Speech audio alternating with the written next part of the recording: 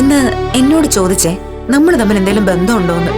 ഞാൻ പറഞ്ഞു കഴിഞ്ഞ ജന്മത്തില് സാർ എന്റെ അച്ഛനായിരുന്നിരിക്കുമെന്ന്.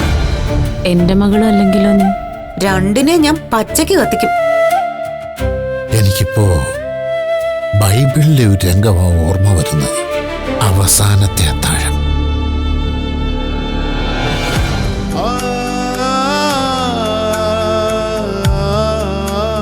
അവളുടെ അച്ഛനെ ഏൽപ്പിച്ചാലും അവള് പോവില്ല ചേട്ടാ.